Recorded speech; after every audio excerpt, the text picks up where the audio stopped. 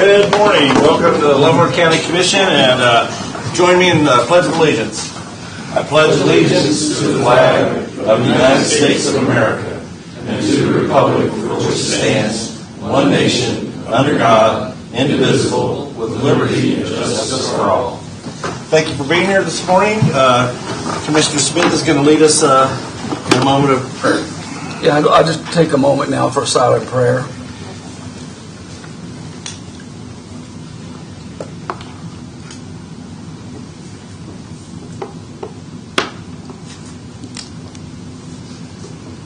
Okay, thank you. And we'll take roll call. Commissioner Smith? Here. Here? Here. Here. And let the record show that all 5 commissioners are present and accounted for. Public comment. Public comment shall be allowed at the beginning of each meeting and opened again at the end of the meeting after all regularly scheduled agenda items. Comments shall be limited to 5 minutes per person. However, commenters may speak for up to 5 minutes at both the beginning and the end of the meeting. Those wishing to make comments either on items on the agenda or not are encouraged to provide their comments in writing no later than 8 a.m. on the Monday immediately preceding the meeting. These comments will be included in the agenda packet for everyone to access and review. This allows the Commission to have time to fully consider input and request follow-up if needed prior to the meeting. During times when the courthouse is closed to the general public, anyone wishing to make public comment will provide their comments in writing no later than 8 a.m. the Monday immediately preceding the meeting. The comments will be included and distributed with the normal meeting packet. And on top of that, we do expect decorum and a respectful attitude during the public comment meeting. So if there's any individual wishing to make public comment, you could be recognized now. Colonel Sutton. Morning, sir. Good morning. All right, good morning, Commissioners. Thank you for the opportunity to speak with you today. I'm here to reaffirm Fort Leavenworth's commitment to our partnership and to the ensuring the highest quality emergency care, medical care for our community. To that end, we have developed a formal, legally sound proposal that we believe is fair to both parties. Federal law provides a specific and appropriate tool for this purpose. We've all talked about it, the Intergovernmental Support Agreement. Today, I'm here to formally present you with a draft IGSA concept.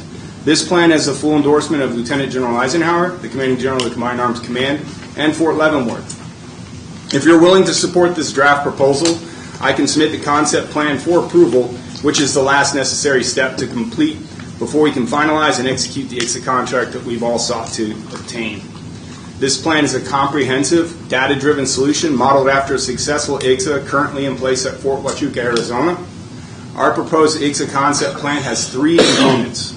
First, it requires Leavenworth County to station a fully equipped ambulance with personnel on Fort Leavenworth, 24 hours a day, 365 days a year, at a cost of approximately $386,000 for the first year. This provides a significant service enhancement and guarantees faster response times for our community. Second, it establishes a fair, data-driven rate to compensate the county for this dedicated service and any additional support based on a 3-year average of our actual service call volume on Fort Leavenworth. Third, and critically, the IGSA payment is all-inclusive. It would entirely replace the current system of billing TRICARE or other insurance providers. This provides the county with a single, direct, and reliable payment from the U.S. Army for all services rendered. While this draft plan is subject to approval by the U.S. Army Installation Management Command, it represents our good faith effort to create a long-term solution that benefits everyone. It enhances safety on post while providing the county with a stable and legally compliant funding mechanism which ensures the county is fully and fairly compensated for the emergency medical services to be provided to the installation. We respectfully ask you to accept this draft for review. Our team is ready to meet with your team to work together and finalize the agreement. Thank you. Have you submitted that to the county? Yes, I will right now. I'm going to give him a hard copy right now, and then we'll be emailing it to him as well, a digital copy, right as soon as I tell him to. Appreciate it. Thank you. Thank you. Other commissioners, questions? No, I'd just like to see what's on the thing. I appreciate you folks getting that done. Thanks. Maybe we can get this worked out. Thank you very much, Thank you. Colonel. Thanks, Colonel. All right. Thank you, sir. And additional public comment, could you please give your name and your address? Good morning, Commissioners. My name is Laura Wyckoff, and I am a resident of Leavenworth County at 15446 Lake Point Drive, Bonner Springs. On behalf of the Bear Lake Homes Association Board, and as a very concerned mother, I am here to formally express our board's strong objection to the Kaw Valley Sand Quarry special use request. We are particularly concerned about the proposed primary haul route along Highway K32 from 189th Street into Bonner Springs. Converting this stretch of K32, which passes Linwood Elementary School, into a high-volume industrial haul route is incompatible with the surrounding area. We believe this would negatively affect property values and, most importantly, compromise the safety and well-being of the hundreds of residents who travel this route daily. These concerns were reflected in the Planning Commission's recent unanimous 9-0 vote to deny this request. Kaw Valley's application indicates there could be up to 120 daily round trips of heavy trucks. This volume equates to one truck passing each intersection every 2 minutes. Even at half that volume, the impact is alarming.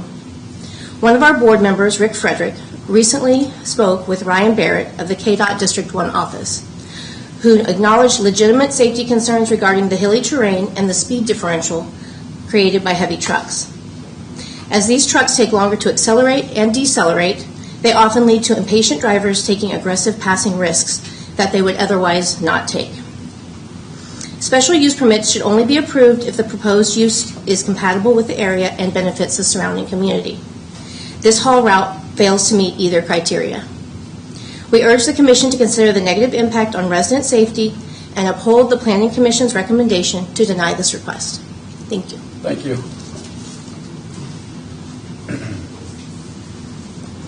Good morning, Commissioners. Ben Morgan, 12548 158th Street, Linwood. I want to let you know a few of my concerns about the consideration of a sand pit near my residence. I have 2 small children that ride the bus to school that would be on the same route as the haul trucks. I also have 2 teenagers driving these same roads. My family shares a well with our neighbors, and well water is the only water supply available near these river bottoms. This same water table would be shared with any and all chemicals and toxins introduced by sand pit operations. While I strongly hope these safety and well-being concerns are equally important to you, I want to shift my frustrations to something else this morning. So I became aware of this sand pit 7 years ago in early 2019. There was a huge turnout at the Planning Commission public hearing by folks from the southern end of the county. Their concerns were heard and recognized, so the recommendation was made by the Planning Commission that the SUP be denied. They could clearly identify this operation did not fit the character of the neighborhood, had many safety concerns, and presented no benefit to the county. While working directly with county staff, Kaw Valley was able to present the SUP to the commissioners. In July 2020, when 4 out of 5 commissioners conditionally approved the SUP, Kaw Valley turned around and sued the county. This led to over 2 years of legal proceedings in district court and Kansas Court of Appeals before it could be brought forth again for the commissioners. Fortunately, the commissioners, other than Doug Smith, heard the voices of the county and ultimately sent Kaw Valley's SUP back to the application process in November of 2022. My understanding that Kaw Valley has been working intimately with the county staff ever since then in efforts to get this approved as some sort of business development plan. As the most recent event in this little timeline summary, when this SUP finally came back before the Planning Commission last November, it was unanimously voted against because it did not meet the golden factors. So if you're not paying attention to anything I'm saying, please hear this. Commissioners, how much more should the Leavenworth County residents expect to pay for this sand pit that nobody wants? Well, the residents of Easton, Lansing, Tongi, and Basler might be surprised and disappointed to know that their tax dollars have been paying big bucks for Leavenworth County to coddle this sand pit notion for over 7 years. How much of our tax dollars have been spent on lawyers, court fees, multiple engineering, testing, and surveying consultants, and the obscene amount of county staff time over these 7 years for something that has absolutely no benefit to the county? How many hundreds of thousands of taxpayer dollars have been spent on something the Leavenworth County citizens strongly oppose? Now, if for some reason you feel concerned that you will need to vote in favor of the sand pit for fear of being sued by Cal Valley, guess what? They will probably sue the county whether they are approved or not. I would rather have your vote in support for my family's safety, health, and well-being. When the county is sued for this, there are already county lawyers available for defense, afforded by the taxpayers like me. Last thing, the answer is yes. A landowner can do and should do what they like with their property in Leavenworth County, unless it adversely affects the neighbors and others in the county. I mean, if I want to start building nuclear warheads on my property, would that be cool? No. Please stop the bleeding on entertaining this sand pit and tell Cal Valley thanks, but no thanks. Let's stop nurturing this concept and move on for good. Let's bring in business to Leavenworth County that isn't detrimental to the residents. Let's bring in neighbors for business that is safe and provides benefits for our community. Thank you for your attention on this. Thank you. Thanks, sir. Next. Good morning. Morning. My name is EJ Fike. I'm here on behalf of Vesper Energy. We are based Dallas, Texas-based utility-scale solar and storage developer, and we are interested in potentially developing a project here in Leavenworth County. I'm here right now to introduce myself and to kind of kick off this hopefully good working relationship that we have. There's no plans right now to put anything in the ground tomorrow or in a month, so I don't want anyone to freak out and feel like they were caught off guard. So we're really here right now to set up this line of communication with yourselves and the community to ensure that we develop this project with all kind of everything that the community has been mentioning in mind. You know, make sure that it works out for the neighbors, it works out for the community, and that the benefits are shared. So once again, my name is EJ Fike. We're with Vesper Energy. We're looking to potentially develop a battery energy storage system out by the Stranger Creek substation. So if you're familiar with that out there on it's a New Prairie or High Prairie Road, we would be attaching a group of batteries to that substation to help secure the grid up here and provide a little bit more electrical power to the area. So is this a separate project? We had another briefing from a different group. Yes, I believe there's a Wolf Creek Energy Right. Storage. We are a completely separate project, same concept though, same idea. We do things a little bit differently, and you know we're excited to talk to you about those details. And So I think there'll be lots of questions about this. We'll probably have to have down the road we'll have. we'll have to do a lot of meetings. I think a lot of community meetings, a lot of open houses, a lot of one-on-one private meetings as well. We're more than happy to come in and do study sessions with you folks, and whatever you need to feel like you have all the information. Hopefully for not us. 6-hour studies. No, yeah, hopefully not 6 hours. So, but once again, I'm going to leave my cards and information with your team so that you can reach out to us, and we really look forward to working with you over the next year or so. Thank you, sir. Do you have any areas that you're particularly looking at? Yeah, so we're right out there. So we already have a parcel of land selected and everything. We're working with the landowner there, and we're actually going to go out there and meet the fire chief out in New Prairie and the township. But it's adjacent to the Stranger Creek substation. So are you familiar out there? It's the only substation out there. We would be we're on that same parcel of land, so we'll be attaching to that. Thank you. Yes, sir. Vanessa's district. Here we go. Well, sir. Hello. Good morning. Ted Grenner, 15991 238th Street. Back to the data center and all the health issues that might come with it. I'm not wearing this to protect me from you. I'm wearing this to protect you from me. I've got a cold from my grandson. Well, we don't want you cold. No, you do not. It's not fun.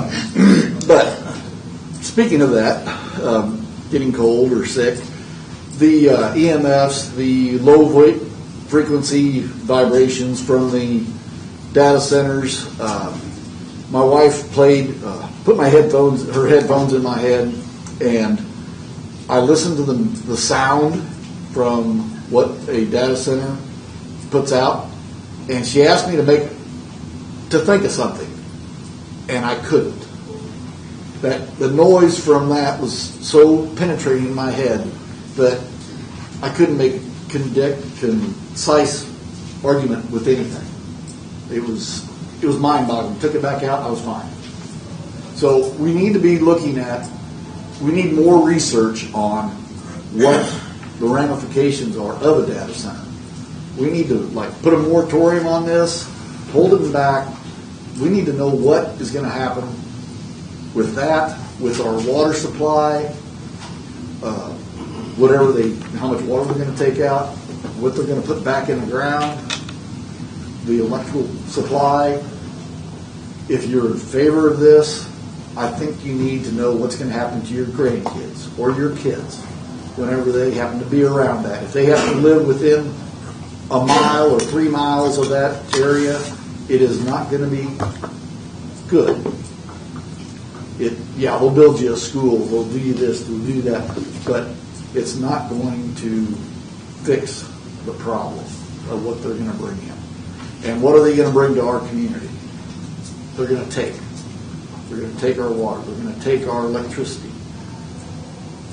It is not a good fit for our community. If somebody's getting rich off of this, shame on them. You need to think about your community.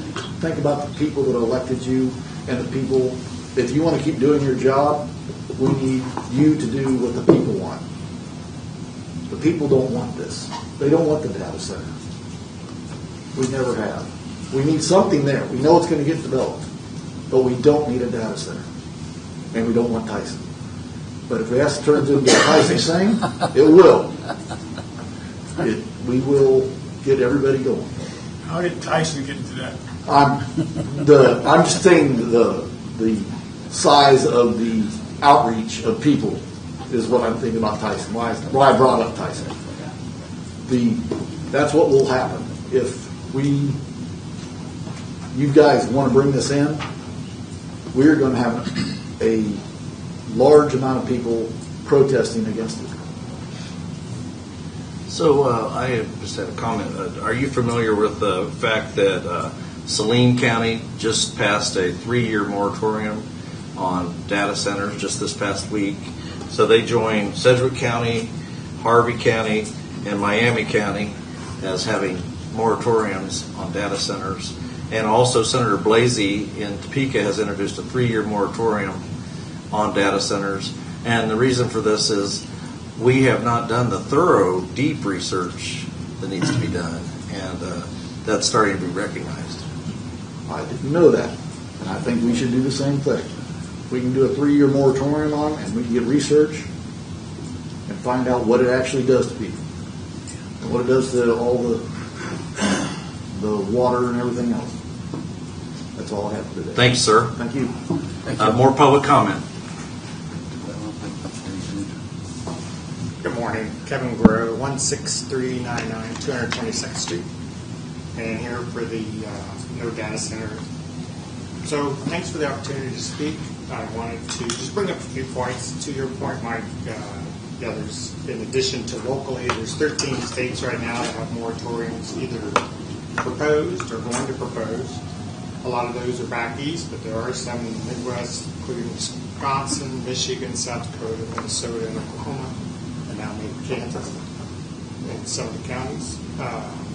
Last week we had several people here that were questioned about what's going to happen with the data center, including Cloverleaf. And there was a lot of answers given that were, in their defense, positive, very positive. They're not going to tell us anything negative. But I kind of equated, we've all probably been in a timeshare meeting where they give you a lot of positive things, and you get home and read the fine print.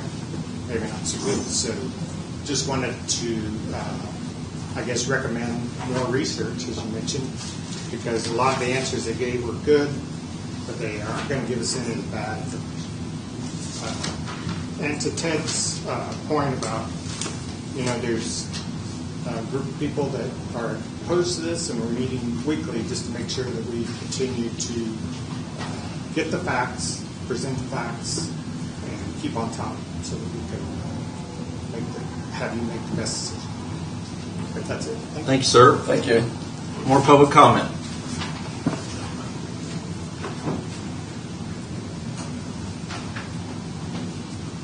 Welcome. Good morning. My name is Alicia Boswell. I live at 12440 178th Street. We are relatively new to Leavenworth County, that area, moving in from Johnson County.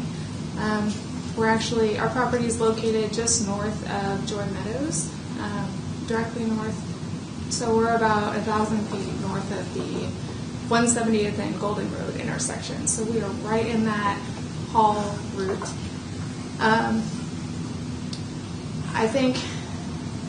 I understand the need for growth and development, industrial development, all of those things. Those are necessary for the economy. I think my viewpoint is that this particular area, it just doesn't make sense. And if you have not been around that area very much, I think, Mike, you probably have driven around there a lot, it being your district.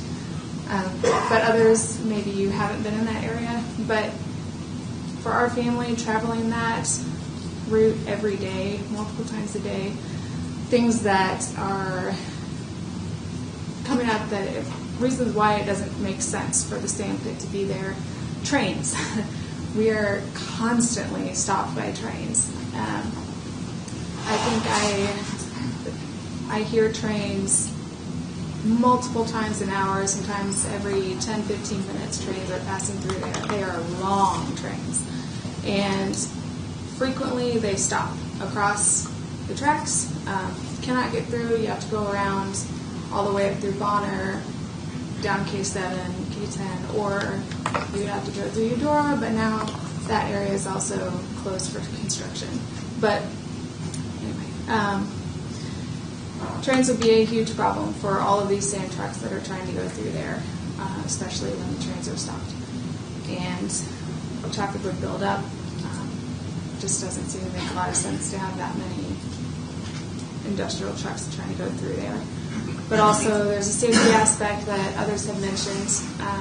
Just last week, my husband stopped on 158th Street to assist a man who had rolled his Jeep because there was a really tight turn going from Golden to 158th, and nobody else was involved. It was just him, but I'm just thinking of large volumes of sand trucks going through there, tight turns, the roads are narrow.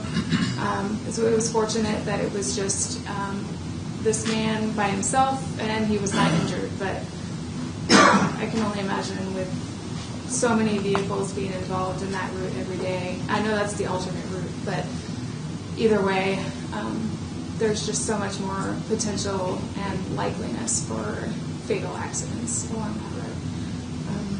And then again, like somebody else mentioned, the water table. Our property does not have access to rural water. I know Joy Meadows gets theirs from the other side of their property, but for us, we rely on well water. And so I know that the whole water table is an issue within that direct radius. So there are lots of things to consider, but I just think that deciding whether it really makes sense to have that kind of operation in that particular location is a huge consideration, and it would really make more sense for Cobb Valley to look at a different area for what they're trying to do. Thank you. Thank you. More comments?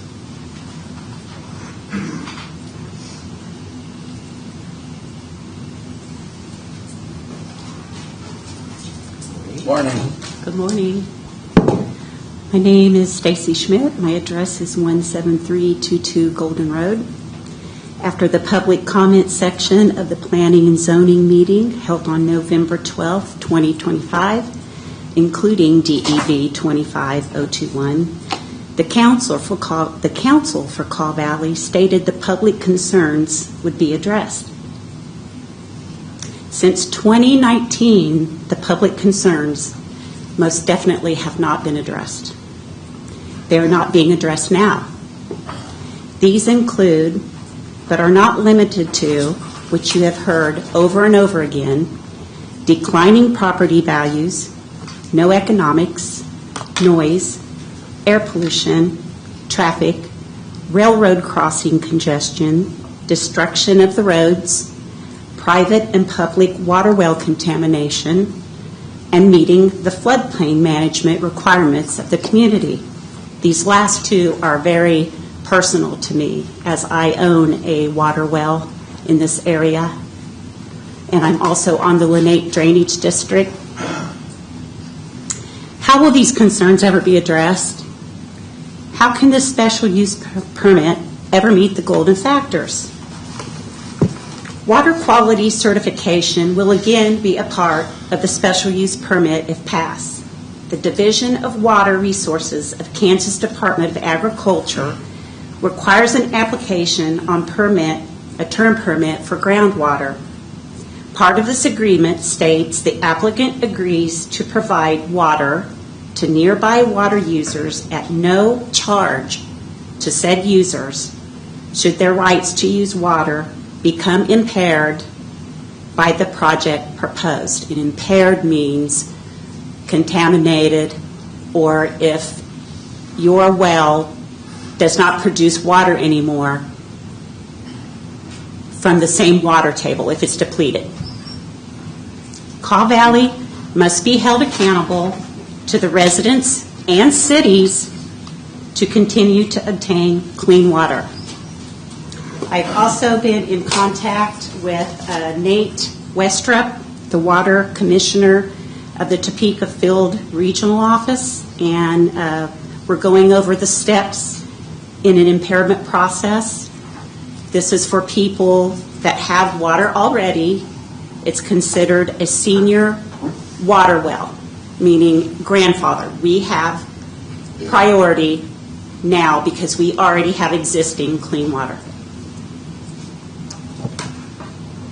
If the state of Kansas approves Kaw Valley's application, one of their conditions reads, the project must meet the floodplain management requirements of the community.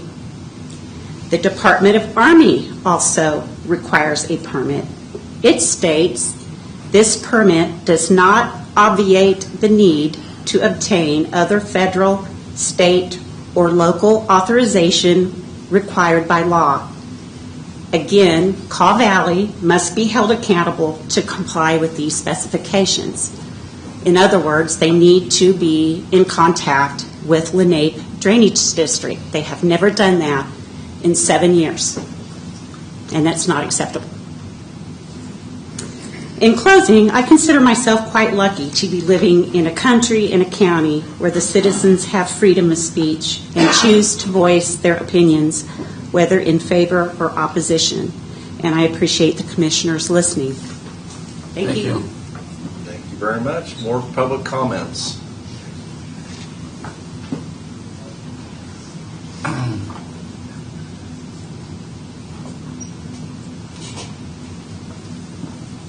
Good morning, Nancy. Good morning. Good morning. Nancy Carpenter, 14681 Crider Road, Bonner Springs. Today is a big day for the county. Today you decide if the rewards promised by Kaw Valley, likely in their carefully shielded draft of a development agreement, are worth the risks that are guaranteed to hurt your citizens if you approve Kaw Valley's SUP application. I recently read an article about taking care of future me, doing things now that help me tomorrow or next month or next year or, for that matter, in the next quarter of a century. I fold the laundry before going to bed even if I'm tired, as I know that future me won't be a happy camper if I wake up to a pile of unfolded wash. It can be little things like that, or big things, like setting back some money each month to cushion the impact of a tax bill that I know is coming. Part of your job as elected officials is to take care of future Leavenworth County. It's easy to limit your views to today. A sand pit might bring in money. A sand pit will bring jobs. A sand pit will get us that road. A sand pit will only impact those within 1,000 feet of it. A sand pit says Leavenworth County is open to business. What will future Leavenworth County be like if you approve Kaw Valley's SUP? Trucks from the sand pit will drop sand onto our roads and dry silica dust will make citizens sick. Trucks from the sand pit will add industrial noise throughout otherwise peaceful, residentially zoned areas of the county.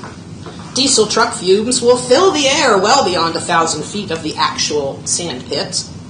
Trucks from the sand pit will rumble along our rural roads at speed, endangering travelers going about their daily business.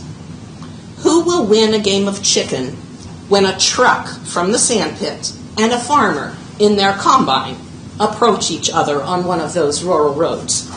How will it end when a motorcycle hits a patch of sand that's spilled out of one of those trucks during their hundreds of trips per day?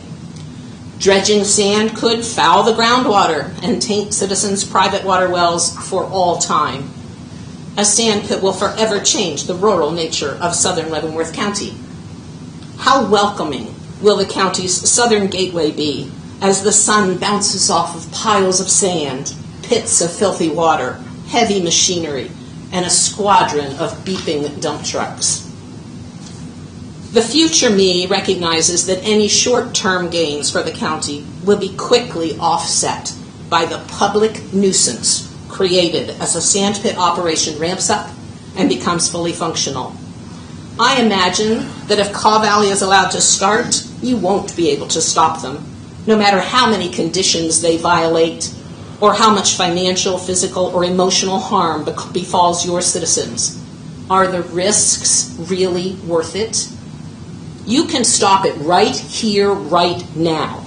Use sound reasoning based on the evidence presented here and in the past to make the correct decision. Stand up for future Leavenworth County and deny Kaw Valley's SUP application. Thank you. I hope I don't have to do this again. Thank you. Thank you for your persistence. More public comment. All right. Then we will proceed. Administrative business. Nothing today, sir. Commissioners? I don't have anything. Commissioners? Any administrative business? Not today. Did you all receive, by chance, a letter from Senator Club? Yes. Just got it. Just want to make sure. Not the railroad. Yeah. Know what you're talking about? Just received it. All right. So, You want me to add to that? So Senator Klemps reached out to the railroad, and he said that Todd Hackle, a regional manager of economic development at Union Pacific, has indicated they would welcome further discussions on how to make this opportunity a reality. And that's to do with the hub, rail hub, Right. Kaw Valley. Right. Thank you. Read it again. There was a correspondence from Union Pacific Railroad saying that they will, I don't remember exactly. Welcome the opportunity to talk about the same thing. Yeah. So the railroad has said they would entertain the possibility of a rail spur. That's in their letter. And that's all I know about it. I haven't read it myself yet. So we just administrative received, business. Mike, we just received it. I didn't even have a chance to review it yet. Got it when I was coming into this meeting, so we'll have a chance to look at it later and see what it says.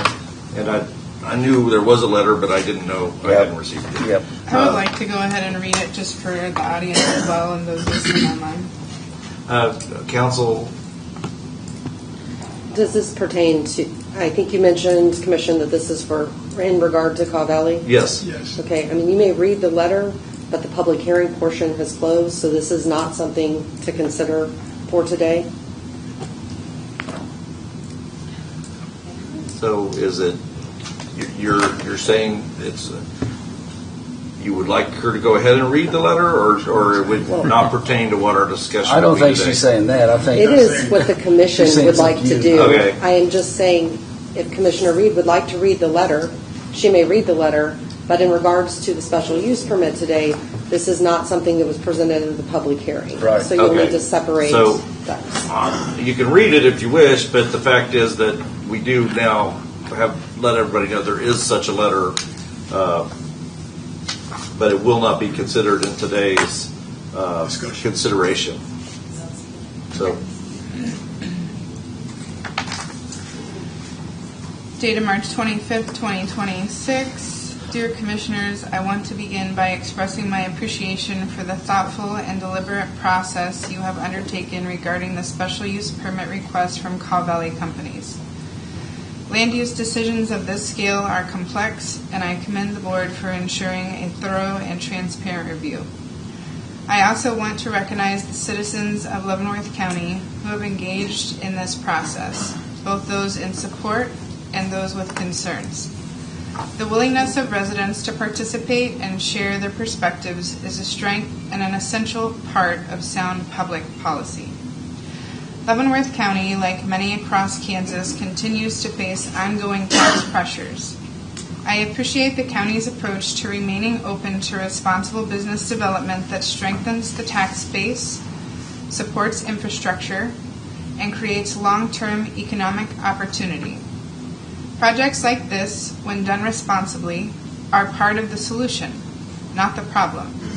When addressing those pressures, Kaw Valley Companies is the type of partner that can align with these goals. Throughout this process, it appears Kaw Valley has demonstrated a willingness to engage, adapt, and work alongside county staff and leadership to address concerns, particularly around road maintenance, operational safeguards, and compliance requirements. Their responsiveness reflects the level of accountability we should expect in projects of this nature. Additionally, operations such as this can serve as a catalyst for complementary businesses that further strengthen the local economy. Also, during my time in the Senate, I have developed a strong working relationship with the rail industry and have become a firm believer in utilizing the most efficient modes of moving goods across our state and country. I have been consistently impressed with rail partners' willingness to collaborate with the state of Kansas and identify creative, value-driven opportunities for growth. I have been engaged with the Rail Association and Union Pacific leadership regarding opportunities in South Leavenworth County, and this area is viewed as a clear opportunity zone. Rail integration presents a meaningful advantage, offering the potential to improve efficiency, reduce truck traffic and road wear, and support broader economic development. I am also providing a letter from Union Pacific reflecting their support and interest in this region. If there are remaining concerns or barriers to approval, I would encourage the Board to formalize those items into a clear, actionable punch list. Establishing defined expectations ensures transparency, maintains accountability, and provides the applicant with a clear path forward. Based on their engagement to date, I am confident Kaw Valley will continue to work in good faith to meet the standards set by the county. With that in mind, I support this effort and encourage approval with appropriate conditions. I believe Kaw Valley Companies has the potential to be a strong, responsible, and long-term asset to the Leavenworth County community. Thank you for your continued leadership and for the care you bring to decisions that impact both current residents and future growth. Respectfully, Jeff Klemp, Kansas State Senator, District 5. Thank you. So, Commissioner, I thought you were going to read us a letter from the Union Pacific. No, this is from Jeff Klemp, which is all I've received so far. Okay, that was perhaps I misunderstood. So we will move on to our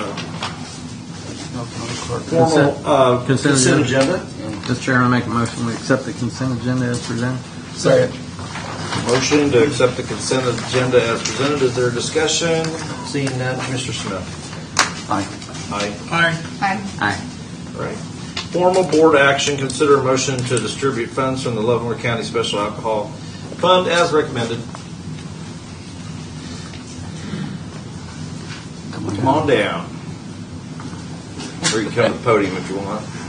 Good morning. Good morning, Commissioners. Good morning, everybody. Good morning.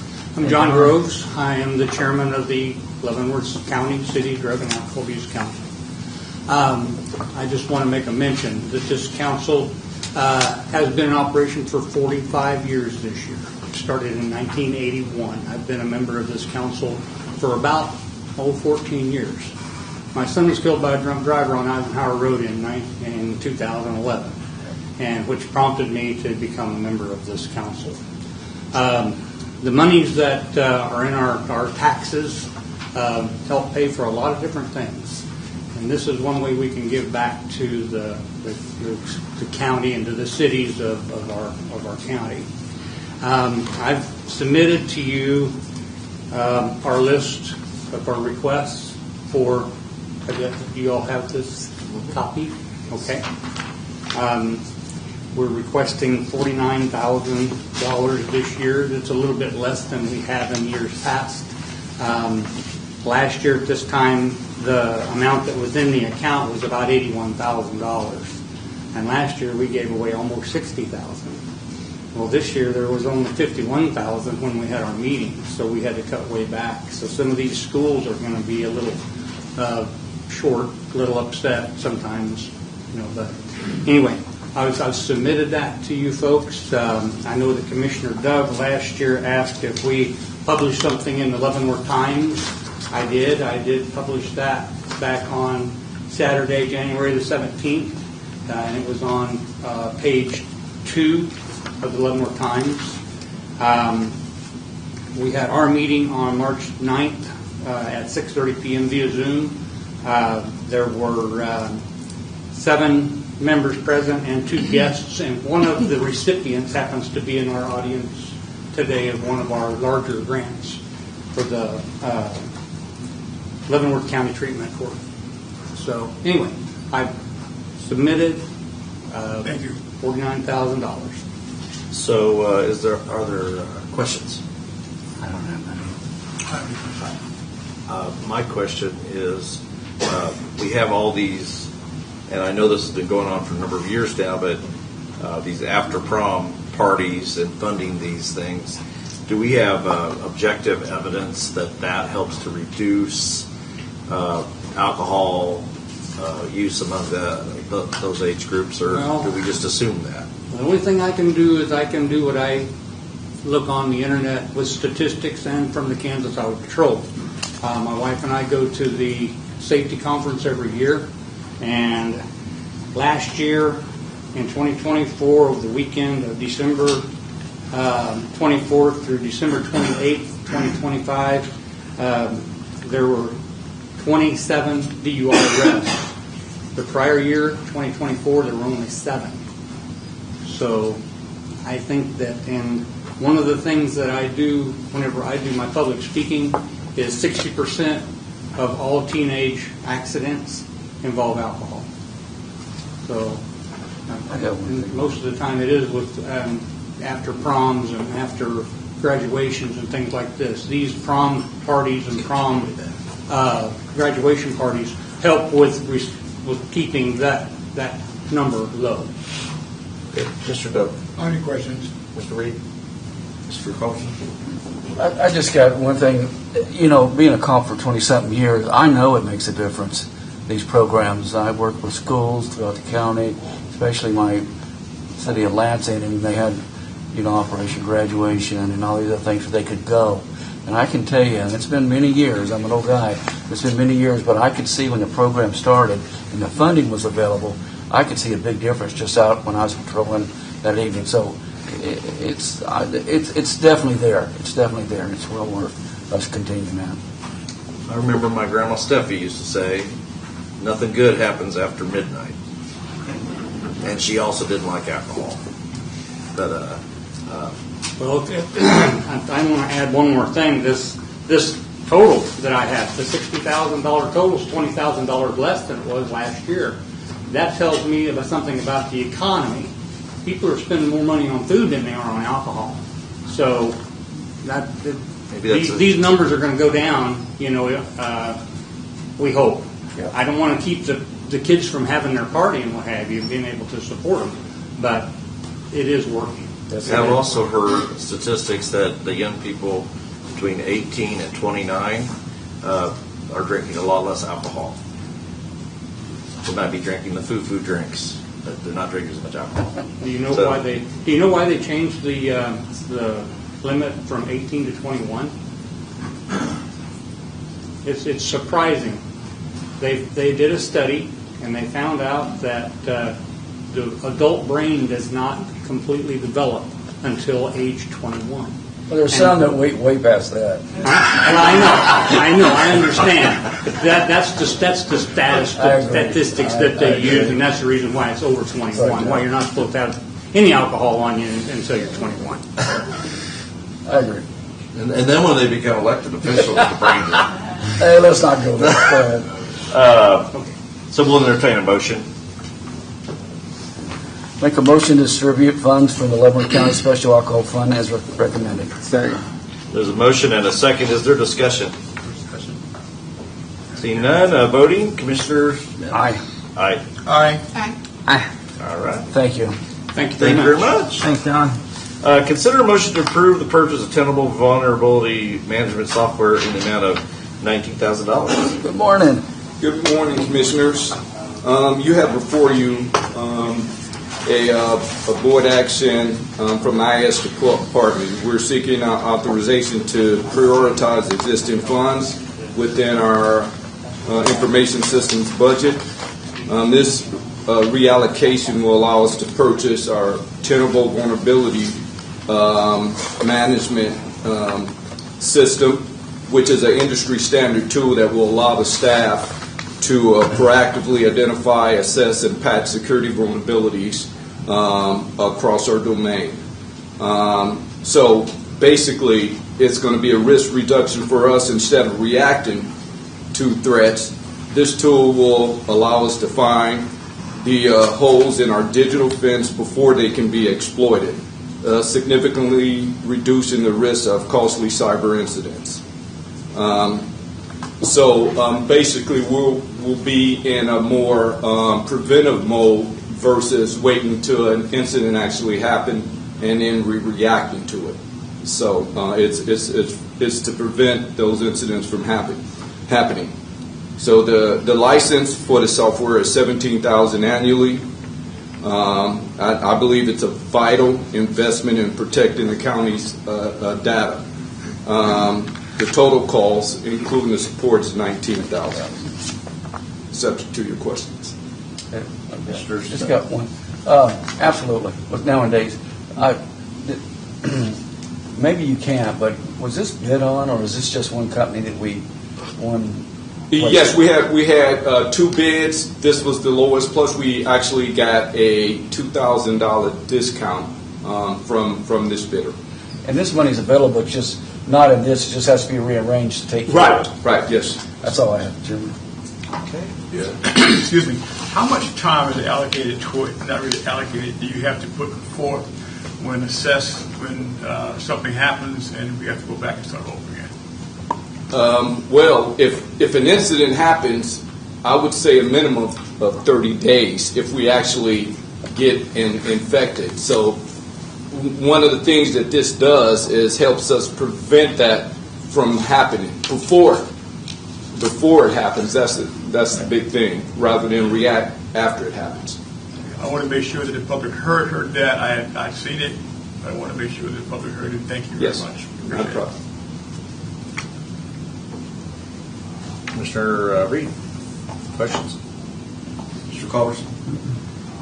Mr. Smith, entertain a motion then. Make a motion to approve the purchase of tenable vulnerability management software in the amount of $19,000. Second. Motion and a second. Is there further discussion? No discussion. Voting. Commissioner Smith. Aye. Aye. Aye. Aye. Thanks, Commissioner. Thank you. Thank you very much. Thank you. Appreciate it. So our next agenda item, the resolution 2026-7, a request for special use permit for Call Valley Companies, LLC, and planning and zoning staff. Welcome. Welcome, gang. All right, good morning. Before you is case DEV 25021, which is a request for a special use permit to operate a sand mining and stockpiling operation located at the properties at 16201 and 00000 Lenape Road. This application request was heard by the Planning Commission at their November 11th, 2025 Planning Commission meeting that a public hearing was held. The Commission considered this request and ultimately they recommended denial of this request on a vote of 9-0 based off the finding that the golden factors 1, 2, 4, and 6 were not met. Staff did provide the full analysis for you guys to review in the staff report, so if you have any questions about that, please let us know. The applicant is also in attendance if you have questions for them. Mr. Smith. I don't have any. This No, not this time. Okay. Can you review conditions 1, 2, 4, and 6? Are you talking conditions or factors? The factors that they considered the Planning Commission factors. Do you want what those factors are, or why they I want you to felt that give us were the not met? definition and Okay. kind of the discussion. Any questions? Sure, absolutely. So factor 1 is the character of the neighborhood. Those are things like density, nearby location to nearby cities, and then initial growth management areas. Number 2 is the zoning and uses of nearby property. Number 4 is the extent to which removal of the restrictions will detrimentally affect nearby properties, such as noise, traffic, lighting, outdoor storage, parking, visitors, employees, water pollution, etc. And then number 6 is the relative gain to economic development, public health, safety, and welfare for the county if it were approved. And then did you want their reasoning for? Yeah, you could give the reasoning. Okay. They found that for factor number 1, that the proposed application does not match the character of the neighborhood, specifically the zoning district along the proposed route of travel. Factor number 2, they felt that the use does not match the zoning or nearby uses when considering the proposed route of travel. Factor number 4, the Planning Commission found that the application is detrimental to nearby property in terms of the roads and proposed route of travel. The proposed use will tear down the existing roadway. And then factor number 6, they found that while there is a gain to the economic development if the road is expanded at the expense of the applicant, there is not a gain to the health, safety, and welfare, especially based on the route of travel. Does anyone have any questions regarding those 4 items? Not so far. Not so far. All right. So, Commissioner Dunn, any additional questions? No. Mr. Reed? Questions?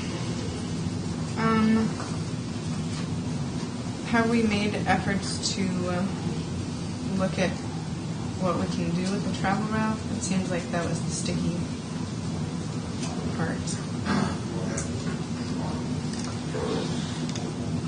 You don't have to do anything. The travel routes established via their narrative, and that's what we evaluate on moving forward to the public hearing. So any change to that route, we haven't been aware of. Did that answer your question? Okay. Any other questions, Mr. Reed? Not right now. Mr. Collins? No, thank you. Go ahead. We've been seeing this in front of us a long time, ever since I've been a county commissioner, but I've got some prepared comments, and I'd like to read, so everybody bear with me. Since the Planning Commission's original recommendation in November, the applicant has suggested substantial changes for the Commission's consideration. These suggested changes include moving their operation to Leavenworth County, allowing retail sale on site, a new primary haul route, and royalty payments to the county. These changes, if implemented, could affect the intensity of use of the traffic patterns and materially alter the nature, scope, and potential impacts of the proposed use. The current record does not reflect the applicant's proposed changes to the application, and that makes it difficult for the Commission to properly evaluate the request. Simply put, the original public hearing record is no longer adequate for the County Commission to make a fully informed decision. In addition, due process and fundamental fairness require that the neighboring property owners and the public have the opportunity to review and comment on the revised proposal.